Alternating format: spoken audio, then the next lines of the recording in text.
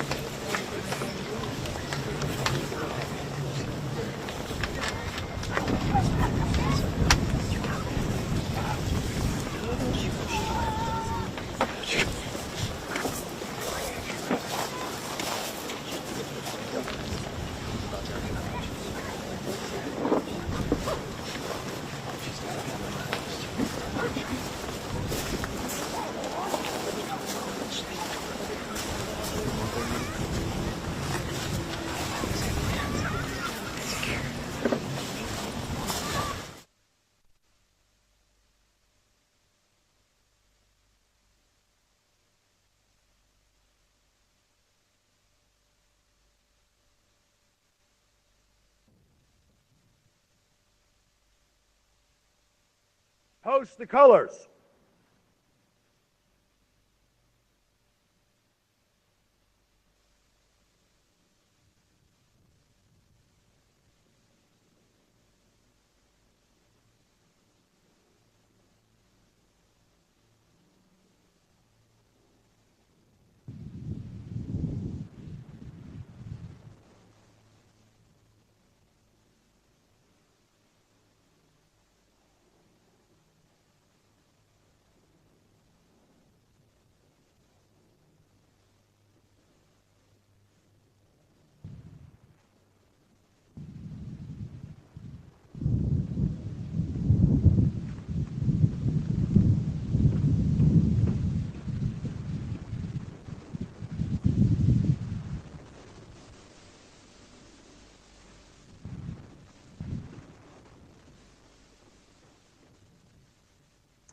Mesdames et Messieurs, veuillez rester debout pour les hymnes nationaux de la République française et des États-Unis d'Amérique.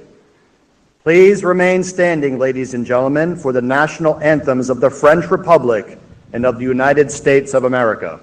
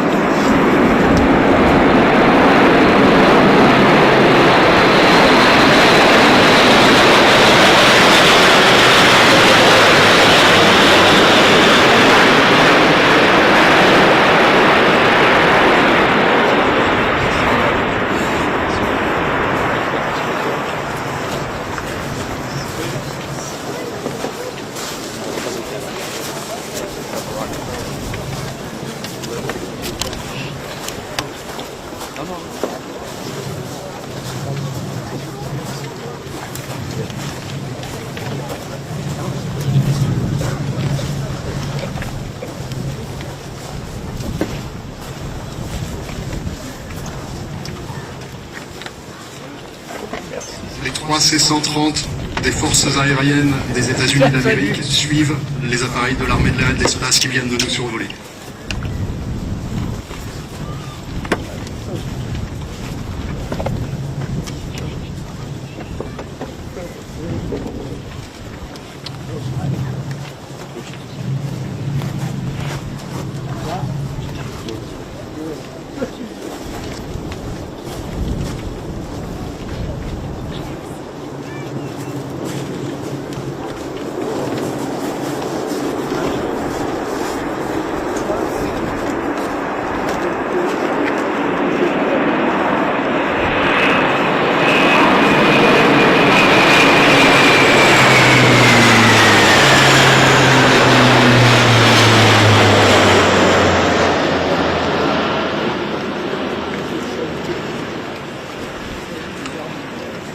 À l'aube du 6 juin 1944, 1213 bâtiments de combat, du chalutier armé au cuirassé de 30 000 tonnes, se présentent devant les côtes normandes.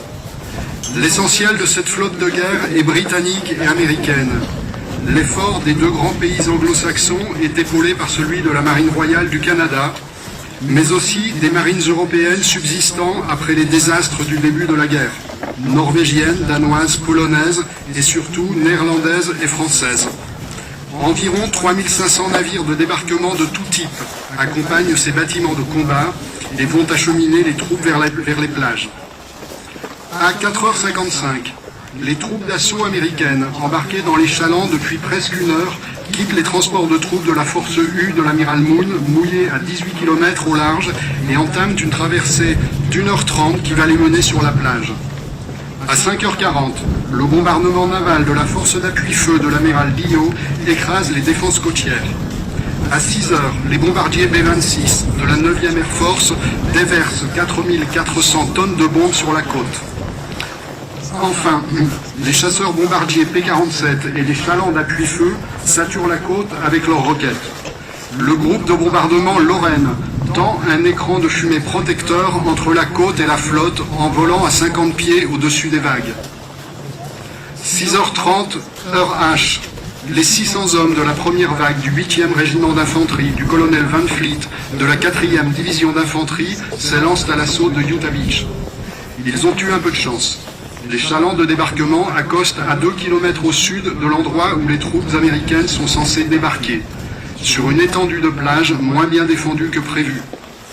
Constatant l'écart et malgré une seule sortie de plage exploitable, le général de brigade Teddy Roosevelt Jr., commandant adjoint de la 4e division d'infanterie, qui a tenu à débarquer au milieu de ses hommes aux premières lignes, décide de ne pas redéployer ses troupes plus au nord et déclare « Nous commençons la guerre à partir d'ici ». Galvanisés par le calme et la présence du général, les GI vident la plage de ses occupants allemands en 1 heure. Le colonel Caffi, à la tête des sapeurs de la première brigade spéciale du génie, fait partie des premières vagues. Les sapeurs et les équipes de démolition de la marine débarquent à H plus 5 minutes. Les sapeurs du 237e bataillon du génie et de la compagnie B du 299e bataillon, ainsi que les marins des Naval Combat Demolition Units, nettoient la plage de ces obstacles et ouvrent des brèches dans les murs anti-chars.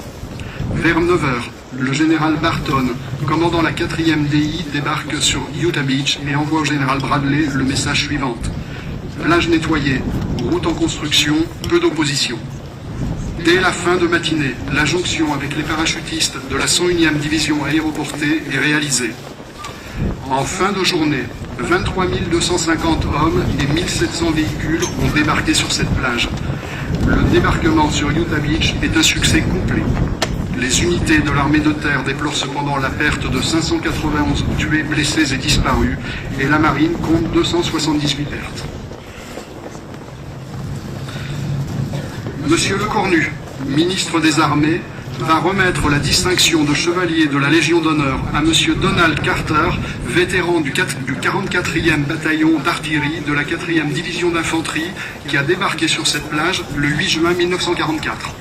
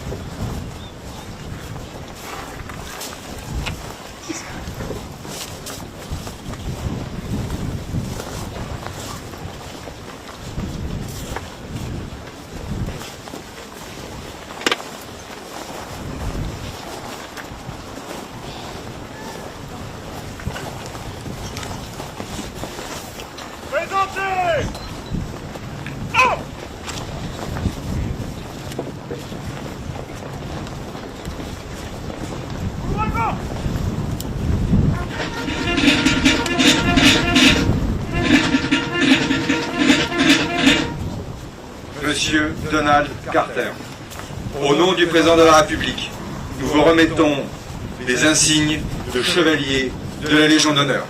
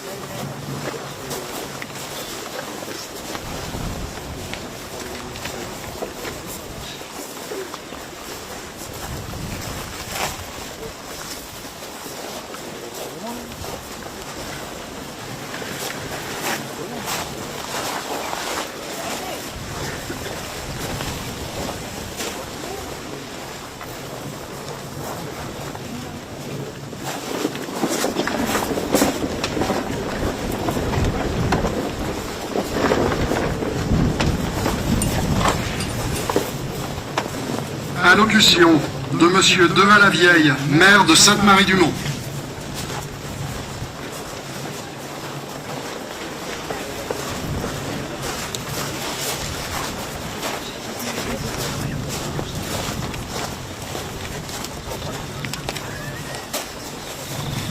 Monsieur le ministre, messieurs les ministres représentant les nations alliées, mesdames et messieurs les parlementaires et élus, mesdames et messieurs les officiers, mesdames et messieurs en vos grades et qualités, dear veterans and family, thank you for your presence this day.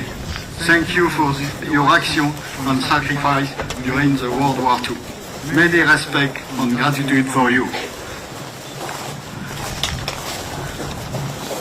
C'est avec émotion que je m'adresse à vous tous devant autant de nations alliées représentées d'hier et d'aujourd'hui. Quelle belle reconnaissance en ce jour à Utah Beach. Quelle belle reconnaissance de votre part vis-à-vis du sacrifice engagé dans cette opération de débarquement et l'espoir que cela représentait.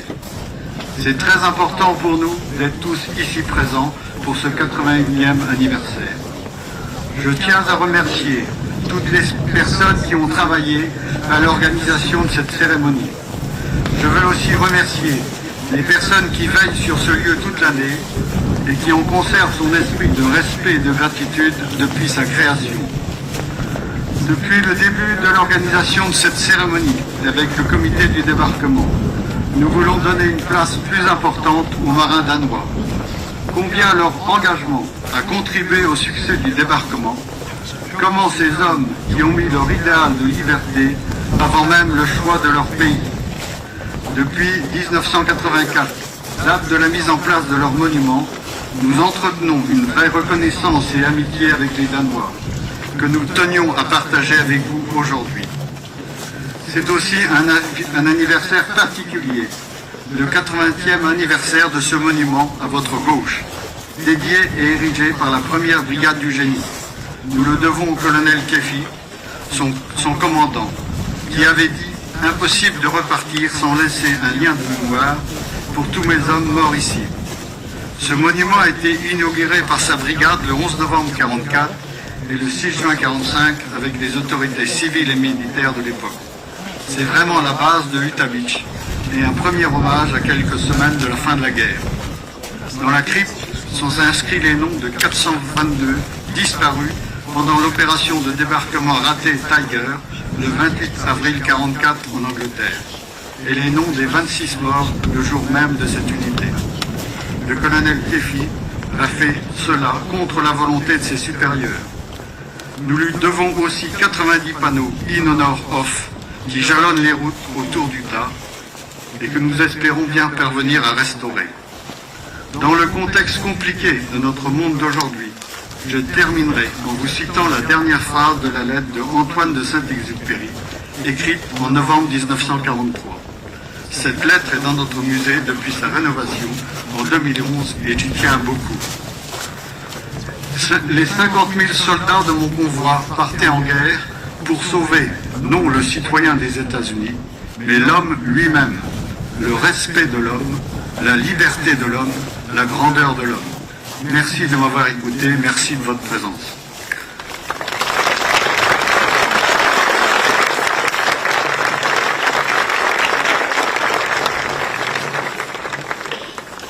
Allocution de Madame Burgère, ministre plénipotentiaire de l'ambassade du Canada en France.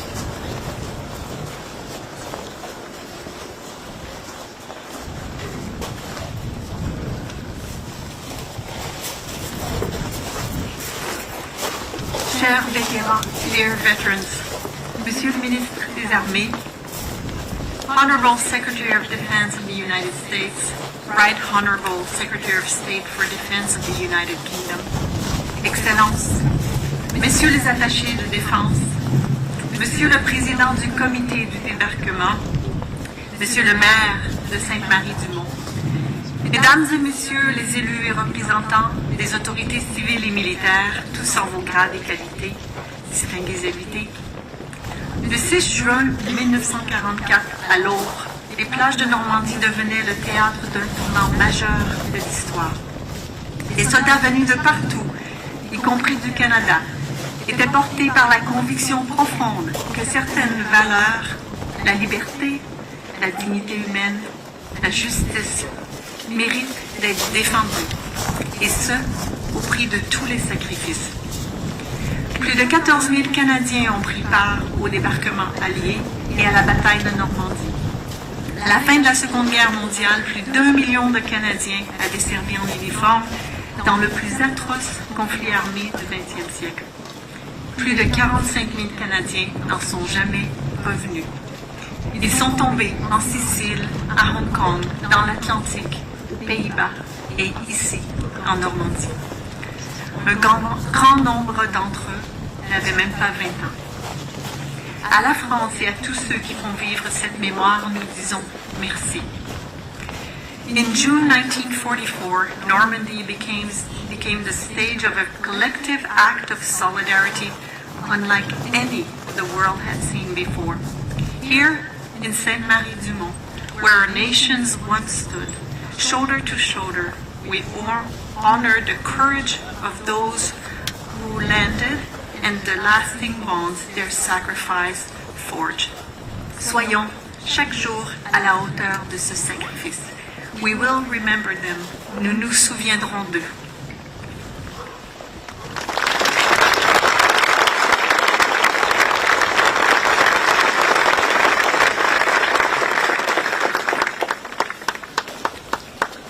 Allocution de M. Tarka, chef de mission adjoint à l'ambassade de la République de Pologne en France.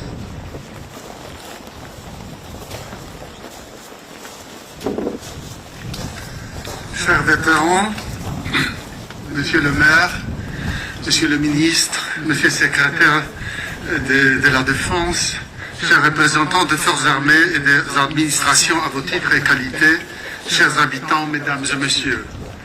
C'est un grand honneur d'être parmi vous en tant que représentant de l'ambassade de la République de Pologne et de pouvoir prendre la parole. Je suis ensuite particulièrement reconnaissant. Il y a 81 ans a débuté la plus grande opération amphibie aéroportée jamais organisée, une opération qui allait changer le destin du monde. Aujourd'hui, nous pensons à ceux qui se sont lancés au péril de leur ville à l'assaut du mur de l'Atlantique réputé imprenable. Ce matin de juin, plus de 700 navires de guerre et plus de 4000 bâtiments de transport avançaient sous la protection de 12 000 avions alliés en direction des plages de Normandie. À leur bord, des hommes venaient de 12 pays dont le courage a permis de mettre un terme à l'une des pires barbaries de l'histoire. Parmi eux, les soldats polonais qui ont pris part à cette formidable armada et en furent un important contributeur. Le jour J, nombre de nos pilotes marins et soldats polonais s'étaient nés aux côtés de leurs frères d'armes. Notre principal effort s'est concrétisé dans la phrase suivante lorsque la première division blindée commandée par le général Maczek, effort de 16 000 soldats polonais, a pris part à la bataille de Falaise. Ces exploits ont permis de refermer la célèbre poche de même nom, offrant aux Alliés une victoire stratégique décisive et concluant la bataille de Normandie. Ces faits d'armes a valu au général Maczek d'être fait grand officier de la Légion d'honneur par la volonté du général de Gaulle. Le sacrifice consenti alors par les Polonais fut important. 650 des soldats de Maczek reposent au cimetière militaire polonais d'Orville-Langannerie. Les Polonais, les premiers à se battre contre l'Allemagne nazie depuis 1900 pour la cause commune, même mené loin fidèles à notre vieille devise, pour votre liberté et pour la nôtre, ils étaient présents sur tous les fronts des conflits. Abandonnés en 1945, les combattants polonais se sont vus exclus de la célébration de la victoire à Londres le 8 mai 1946 pour ne pas froisser les soviétiques ni les communistes au pouvoir en Pologne. Les anciens combattants polonais ont dû attendre un demi-siècle pour voir les soldats de leur pays défiler sur les lieux de leur victoire même si là où les Polonais se battaient, comme si en Normandie, le peuple ne les a jamais oubliés. Aujourd'hui, nous entretenons la mémoire essentielle de ces héros, comme de tous ceux qui sont venus se battre, mourir et vaincre en territoire normande. Nous n'oublierons jamais les braves des nations alliées qui ont versé leur sang sur cette terre et qui y dorment pour l'éternité. Ladies and gentlemen, we come together today before the monument that pays tribute to the contribution of our heroes in the final victory over Nazi Germany. I salute all those who have gathered here to express the gratitude to those who fought for a Europe free, whole and peace. Indeed, today one cannot speak of the fight for freedom without thinking of Ukraine and the Ukrainians. Peace in Europe has been shattered by Russia once again, and the free and democratic world is challenged. We Poles have always been allies of freedom, and for freedom and peace to prevail in Ukraine, we must persist in our unity and in our support to our Ukrainian brothers and sisters. After all, unity and perseverance are perhaps the most important lessons left to us by the heroes who came to fight on this Normandy soil and whose memory we cherish today. May we never forget the sacrifice. Thank you.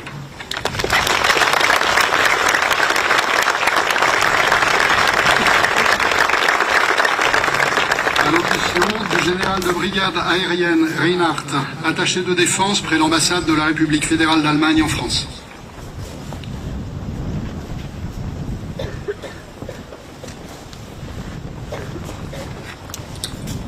Veterans, anciens combattants, Monsieur le ministre, Mr. Secretary Hexer, Mr. Secretary Healy, Excellences, Mesdames et Messieurs les officiers généraux, Mesdames et Messieurs, en vos grades et qualités, soldats. C'est pour moi un très grand honneur de prendre la parole ici, aujourd'hui, au nom de la République fédérale d'Allemagne, mais aussi en tant qu'être humain profondément ému par l'esprit de ces lieux. Le 6 juin 1944 n'a pas seulement marqué un tournant militaire, mais un tournant dans l'histoire de notre continent. Ce fut le début de la libération de l'Europe du joug d'un régime totalitaire et inhumain. Pour nous, Allemands, ce jour reste un jour d'humilité, mais aussi un jour de gratitude. Gratitude envers ceux qui ont risqué et souvent donné leur vie pour libérer l'Europe, y compris l'Allemagne. Gratitude envers ceux qui, après la guerre, ont choisi la réconciliation plutôt que la vengeance. Pouvoir parler ici aujourd'hui en tant que représentant officiel d'Allemagne, voir des soldats allemands côte à côte avec leurs partenaires français, américains et alliés, ce n'est pas une évidence, c'est un privilège.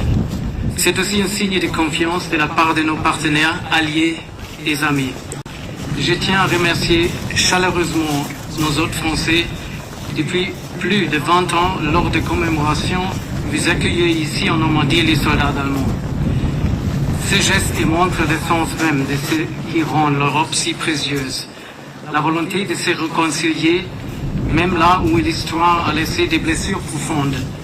Aujourd'hui, nous honorons le courage des soldats alliés, la souffrance des civils et la fin d'une idéologie des haines.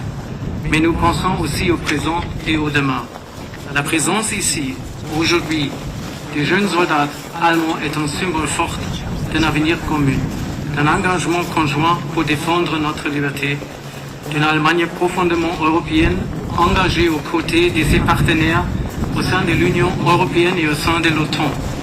Mesdames et messieurs, la commémoration du débarquement est aussi un moment plein d'espoir.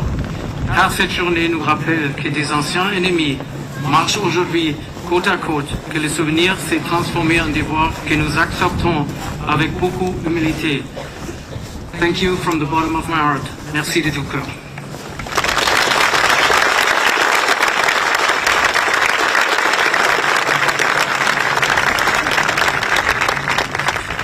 Allocution du colonel Lerain, attaché de défense près l'ambassade du Royaume de Belgique en France.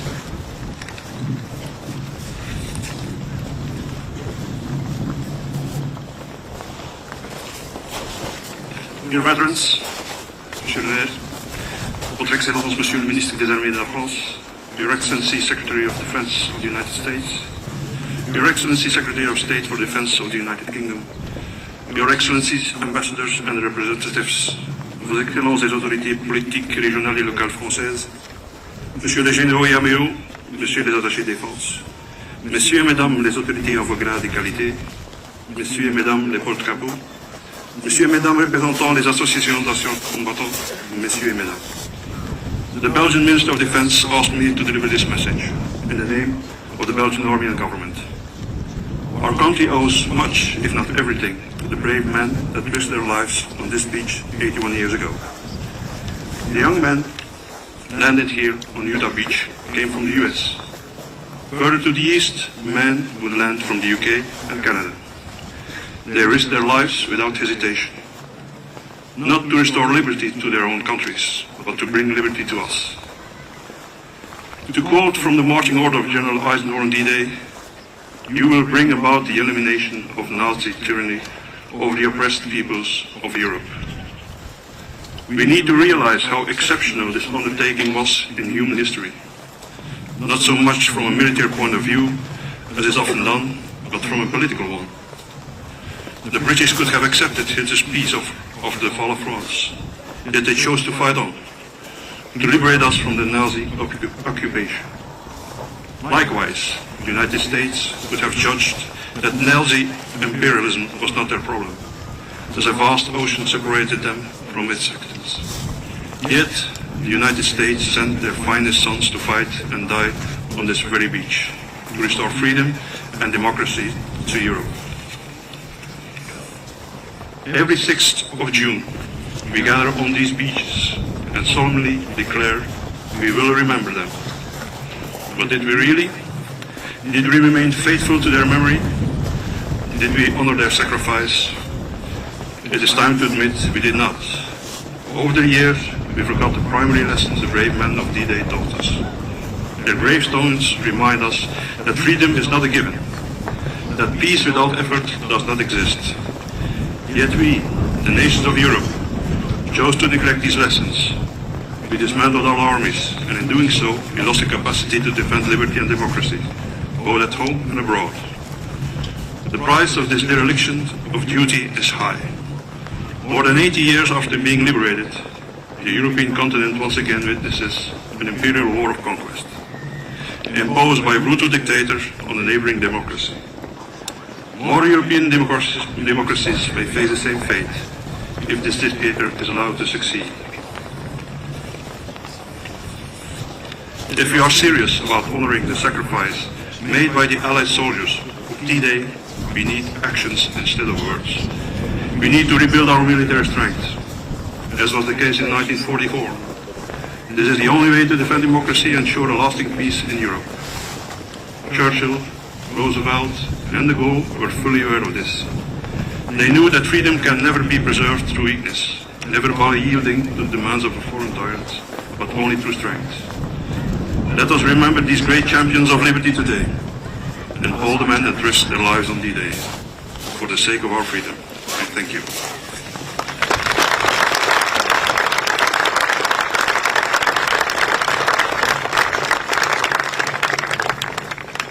Allocution de M. Andersen, membre du Parlement, délégué général de l'armée territoriale du Danemark.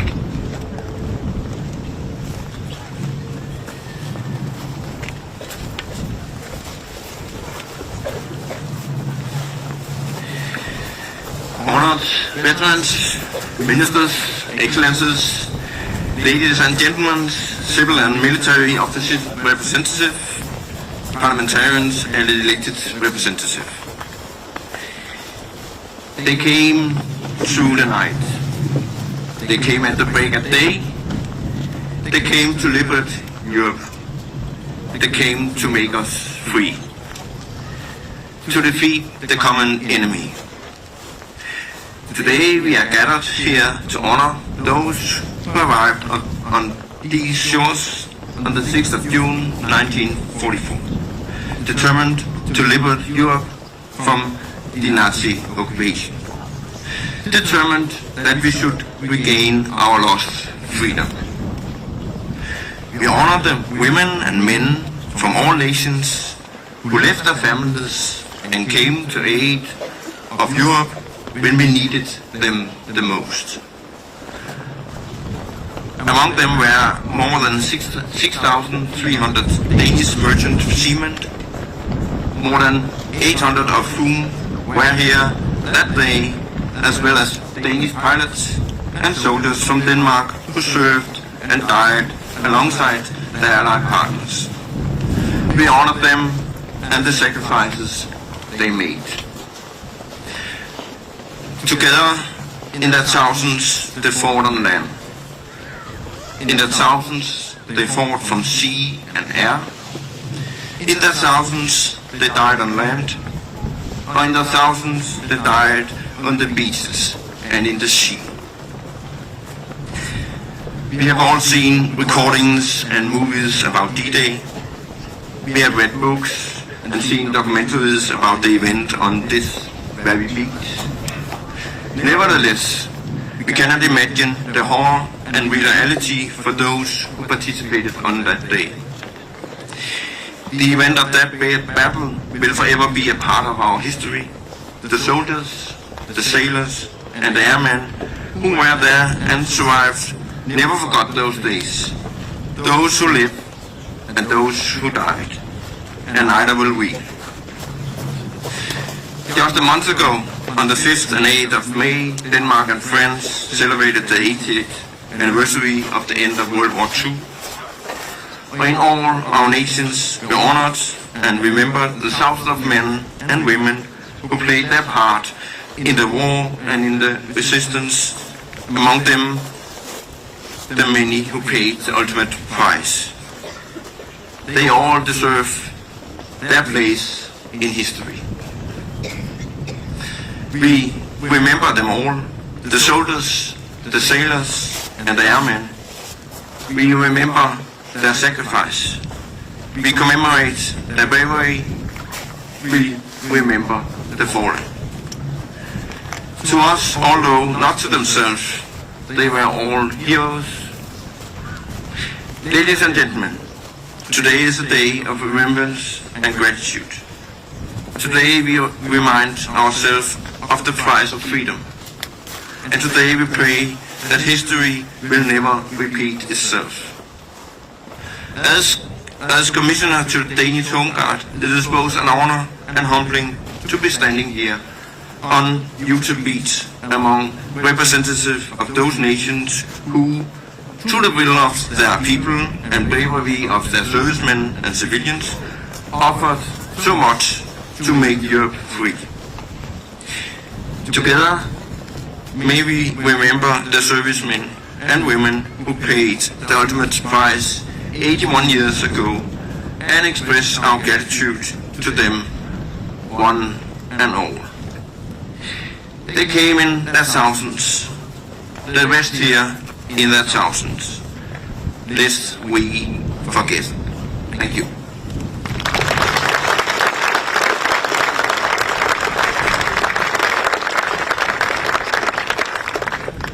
Allocution du colonel Klefberg, attaché de défense près l'ambassade du Royaume de Norvège en France.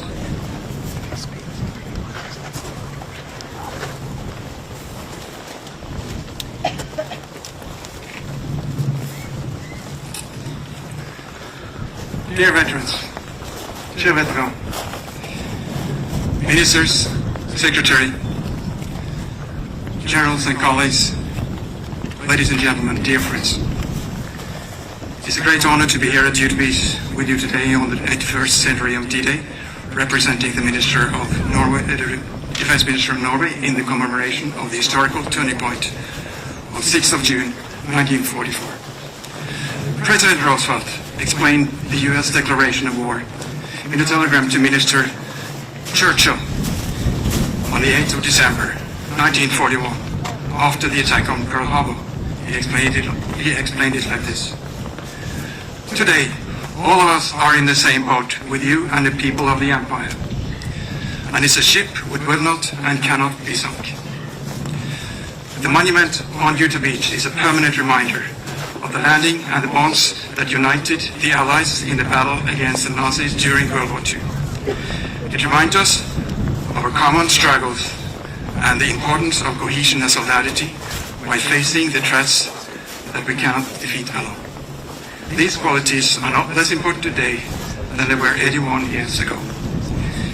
In addition to the qualities of alliance, today we also remember the soldiers who fought and those who were killed. Many nations joined, also Norway. Allied forces landed with decisiveness and surprise on the beaches of Normandy. We commemorate the determination and willpower of individual soldiers who fought shoulder to shoulder. Peace and freedom did not come without sacrifice. I would like to thank Minister Lekonu, the D-Day Committee, for keeping the memory of the landings alive. Your effort is preserving the memory of those who sacrificed everything for freedom. The ceremony also contribute to preserving our Allied bonds on the D-Day. For commemorating is therefore important, not less because of the struggles we face today. We are still in the same boat.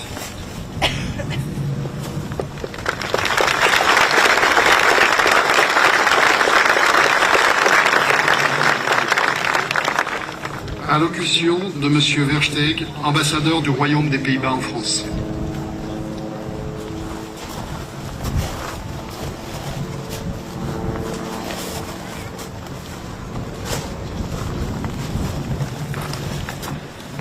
Dear veterans, Monsieur le Ministre des Armées, Mr. Secretary of Defense, Mr. State Secretary of Defense, Monsieur le Préfet, Mesdames et Messieurs les parlementaires et les élus,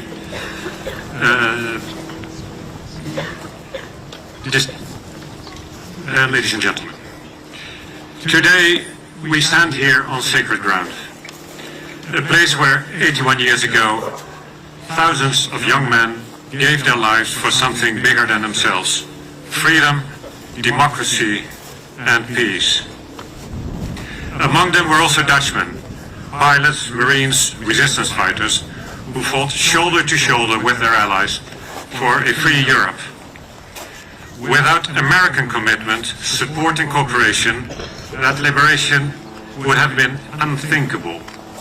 Together with British, Canadians, French, Poles, and many others, they showed us what is possible when free nations unite in resisting tyranny. D-Day was not just a military operation, it is a moral compass. It showed that cooperation between nations, even in the darkest of times, can make all the difference. The moral compass was and is still vital today, because even now, European peace is under pressure. The war on our continent confronts us with the same questions as then. What is our responsibility? What are we willing to do for freedom and security? Remembering D-Day does not only mean looking back, it also means recognizing that peace can never be taken for granted. It requires vigilance, preparedness, and investment. It requires unity, and it requires the courage to act when our values are threatened. We are prepared to do our share. We're doing that with regard to Ukraine. We're doing that in NATO. And we will step up our efforts. Because today, we honor the past, but we also reaffirm our commitment to the future. For a world that stands for freedom, for solidarity between peoples, and for an international legal order based on common principles and common interests and the unshakable will to defend them. Let us carry that pledge, written here on June 6, 1944, in sacrifice and courage, today with renewed determination. Thank you very much.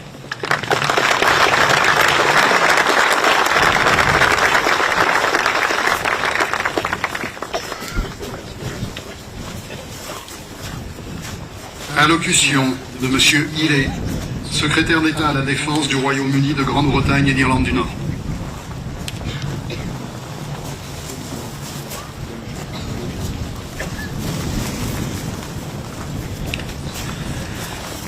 Bonjour tout le monde. 81 years ago today, tyranny bowed when the courage of free men forced open the gates of liberation. Within hours, the people of Saint-Mère-l'Église had control of their destiny again. Within 3 months, the tricolour once again flew from the Eiffel Tower. Within a year, the continent of Europe would once again know peace. It is a rare thing to have changed the course of history, but that is what the veterans of Normandy did. They fought for a future that they knew they may not live to see. And through their valour, we inherited a free world. We are humbled to be in your company. We give eternal thanks for your sacrifice. And I'm also grateful to the Comité des Bâtiments as the stewards of our shared history. With every year that passes, your work becomes more important. And 81 years on, we return to Normandy to ask what principle guided 150,000 souls across that body of water. What belief compelled the paratroopers of the 82nd and the 101st to thunder through the skies above us? What force drove the Ivy men to charge these dunes at Utah? All to liberate people they had never known in a land they had never seen. And that is the power of unity, the power of friendship, the faith in democracy and freedom. And through the sacrifices made on these shores, we learned the true strength of alliances, the strength of our warfighters standing together as they continue to do on operations today. Personnel from Manchester, from Marseille, from Minnesota. The strength of our nations standing together in NATO to deter current conflicts and adversaries. The responsibility to safeguard D-Day's legacy of freedom rests today with us. So let us give everlasting honour to our Normandy veterans, for whom the longest day never ended. And let us find the strength to carry on in their names and to carry forward their cause. Thank you.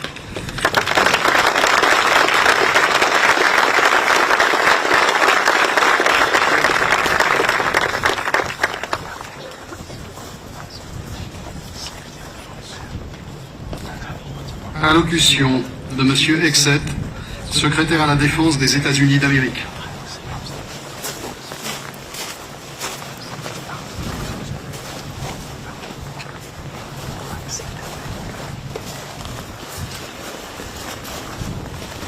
Sebastian, ministers, generals, troops, our French friends, and of course, our heroes. The men of that day, the men of those days, the men of those weeks, the families and communities who loved them, who clung to a photo and newspaper clippings, with an understanding that young men from farm towns and city kids, rich and poor and all backgrounds, had sailed to a land far away to fight for people they never knew. Because in America and across the free world, we fight not because we hate what's in front of us, but because we love what's behind us.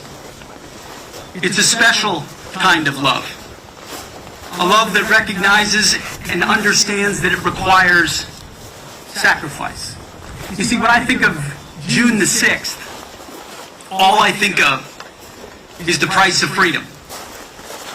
All I think of is what it took to walk off the back of a ramp on a Higgins boat, bullets whizzing, bombs dropping, waves crashing, equipment clamoring on your body, trying to stay afloat, trying to find cover, trying to find a medic, trying to find a bunker, all while under unrelenting fire with almost no chance of success. What motivates a man to do such thing? I think it's love. Not just love for your country or love for a cause, but love for one another.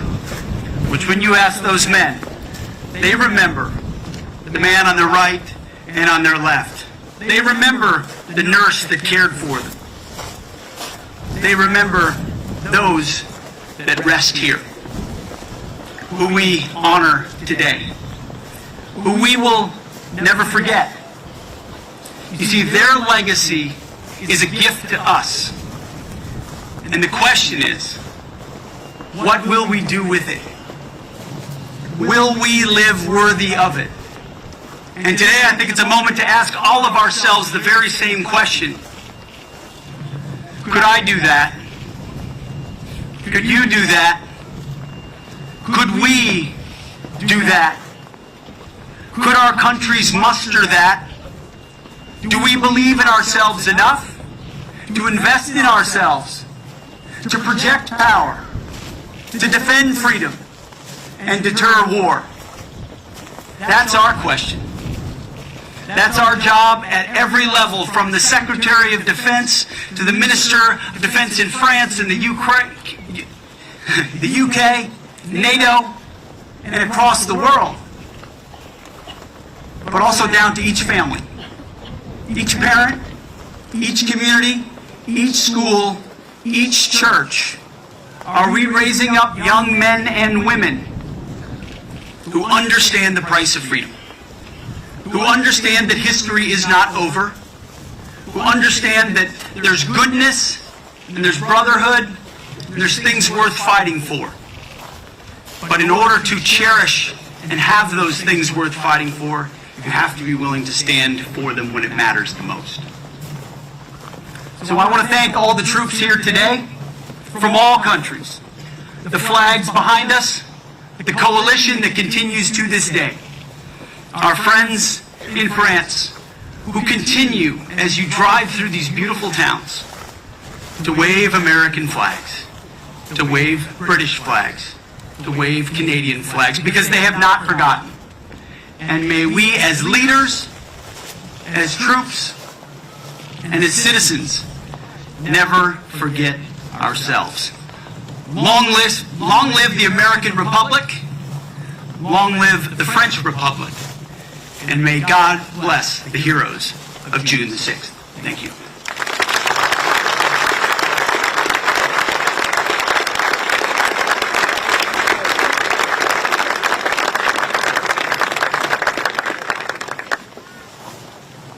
Allocution de Monsieur Lecornu, ministre des Armées.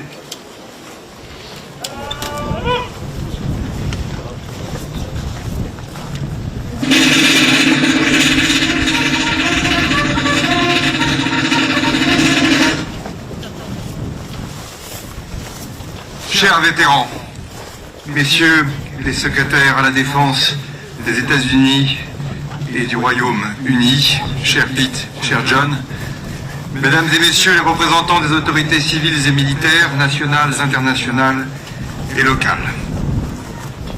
Alors qu'ils attendaient au large l'ordre de se lancer à l'assaut du mur de l'Atlantique, les soldats du 6 juin ont vu une lame fendre la nuit. Cette lame, c'était la ligne d'horizon éclairée par les premières lueurs de l'aube, et cette ligne à l'horizon, c'était la terre de France. Il y a 81 années, à 5h58 très exactement, le soleil se leva sur les plages d'Utah, Omaha, Gold, Juneau et Sword Beach. Et c'est ici, à 6h30, que la bataille de Normandie a commencé. Ce jour allait être le jour le plus long et sans doute le plus décisif, non seulement pour la libération de la France, mais pour la victoire et pour la paix. Bientôt, 150 000 combattants de la liberté, venus des États-Unis, du Royaume-Uni, du Canada, mais aussi de France, allaient débarquer. Ils avaient pour mission d'ouvrir la voie à une formidable armée d'1 million de renforts américains, britanniques, canadiens, hollandais, grecs, belges, polonais, danois ou encore norvégiens. Norvégiens, comme Anton Helvetier, qui avait été naturalisé américain un an plus tôt, en 1943, et qui fut le premier soldat à perdre la vie, ou plutôt à donner sa vie, au large d'Utah Beach. Car, avant même de poser le pied sur le sol de France, ces hommes durent affronter la mer et ses dangers. À l'abri des blocos hérissés sur ces dunes, les batteries ennemies déversaient la mort, et alors que les balles sifflaient et que les barges tanguaient, ils tenaient ferme. À bord, ces jeunes qui allaient devenir des héros étaient tous des frères. Jamais on n'avait vu plus vaste armada sur la mer et dans les airs. Dans la nuit, des milliers d'avions et de navires alliés avaient bombardé les côtes du Calvados et du Cotentin. Et partout, de Ouistreham à Saint-Martin de Varéville, un déluge de feu avait frappé les défenses ennemies. Après le ciel et la mer, c'était maintenant à la terre, à cette terre où nous sommes aujourd'hui, de recevoir l'assaut suprême. Il faut imaginer le mélange d'effroi et d'abnégation au moment de se jeter dans les eaux glaciales de la Manche, sous le feu nourri des mitrailleuses et des canons allemands. Un à un, ils sont sortis des chalands et se sont jetés, comme un seul homme, dans le combat de leur vie. Ici, à Utah Beach, la progression est périlleuse, mais elle est rapide.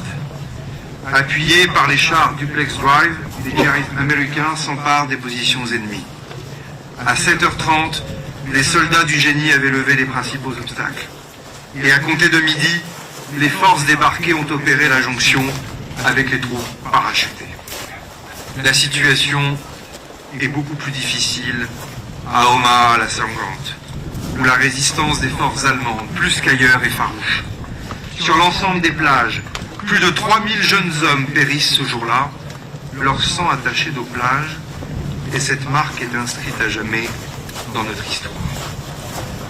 Un homme était parmi ceux qui ont débarqué à Utah Beach le 6 juin et se trouve aujourd'hui parmi nous. Il s'agit de Donald Carter, soldat de la célèbre 4e division d'infanterie, à qui je viens de remettre, aux côtés des collègues ministres, les insignes de chevalier dans la Légion d'honneur, notre premier ordre national. Je suis heureux que la France puisse lui témoigner, dans sa 100e année, toute sa reconnaissance pour son combat et celui de ses frères d'armes 81 années plus tard. À l'extrême est de l'opération Overlord, sur Sword Beach, ce sont les 177 Français du commando Kiefer qui ouvrent la voie. Ils portaient avec eux l'honneur de la patrie qui se libère des armes à la main. Car, comme l'a déclaré le général de Gaulle au soir du 6 juin, la bataille de France fut aussi la bataille de la France. Une bataille qui avait commencé dès le 17 juin 1940, le jour où Geneviève de Gaulle-Antonios, Pierre Messmer et tant d'autres avaient refusé l'appel du maréchal Pétain à cesser le combat. Ce jour encore où Jean Moulin avait préféré se trancher la gorge plutôt que de trahir son pays et ses idées. Cette bataille, c'était celle des centaines de milliers de résistants de l'armée des ombres, dans le maquis du Vercors, sur le plateau des Glières, en Corse. C'était celle des Français libres, de Londres, d'Afrique et des Amériques, qui allaient bientôt les rejoindre pour sceller ensemble le destin de la France. Cette grande bataille, c'était celle de la France et de tous ses alliés, ici à l'ouest et sur le front est, avec l'armée rouge. La libération était en marche, et de victoire en victoire, ces hommes de tous les pays allaient devenir les visages de cette liberté retrouvée, liberté chérie.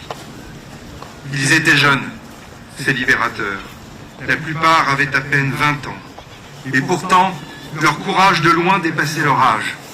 Ici, comme ailleurs, ils ont pris tous les risques pour libérer une terre qui leur était étrangère et qui, pour beaucoup, serait la dernière. Des croix blanches sont là, partout dans notre pays ou notre région, pour nous rappeler leur mémoire et notre immense devoir de reconnaissance.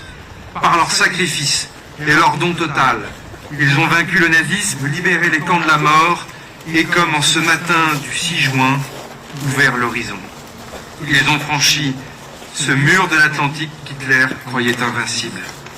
Mais derrière ce mur, les vétérans qui sont ici le savent, se cachent d'autres murs, des idéologies de la haine, l'indifférence, la banalisation, l'oubli. Cet après-midi, nous n'oublions pas. Nous n'oublions pas l'héroïsme, nous n'oublions pas l'amitié ni la fraternité, nous n'oublions pas le sang versé pour notre liberté. Aujourd'hui, c'est à nous de poursuivre l'œuvre de la paix en Européens et avec les États-Unis, le Royaume-Uni, le Canada et toutes les nations qui se sont unies en ce matin du 6 juin. Le monde a besoin de cette paix et de notre unité. C'est notre devoir sacré devant nos morts et devant l'histoire. Vive la République et vive la France!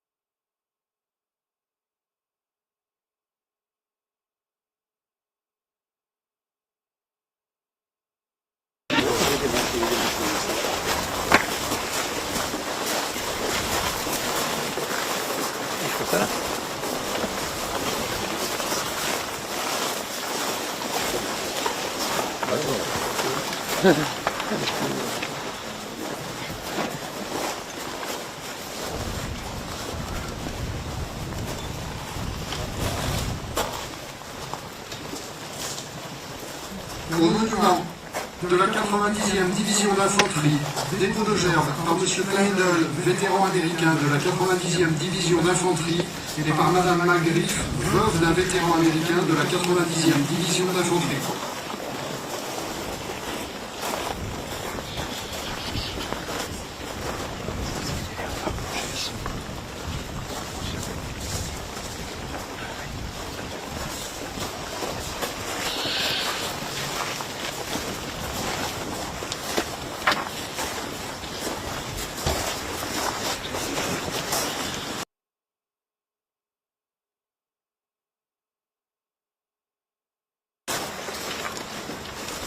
Au monument fédéral, dépôt de gerbe par M. Quétier, président du comité du développement.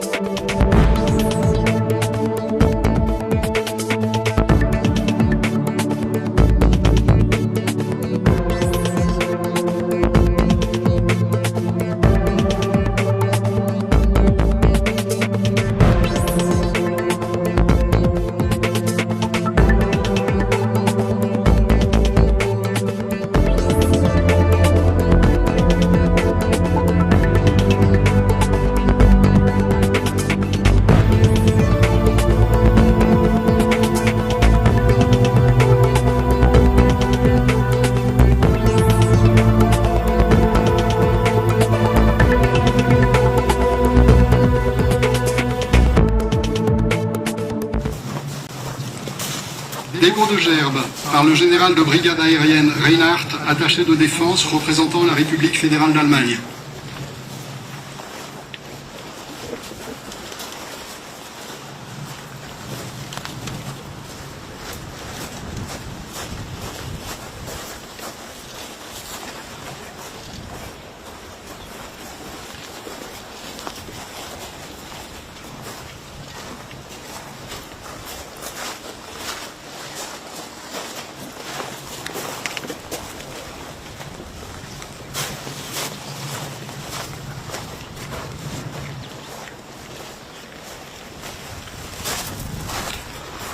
Dépôt de gerbe par le colonel Lerain, attaché de défense représentant le Royaume de Belgique.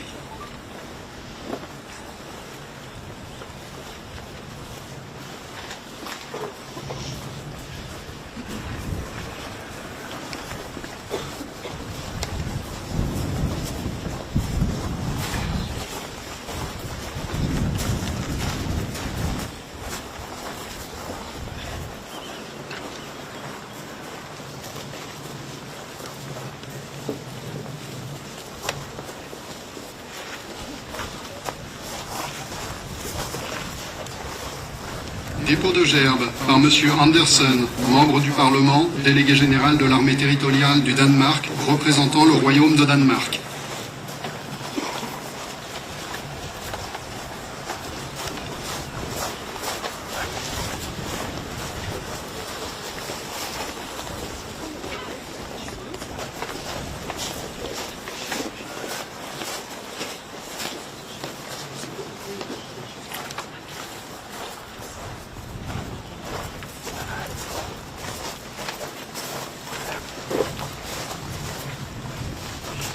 Dépôt de gerbe par le colonel Klefberg, attaché de défense représentant le Royaume de Norvège.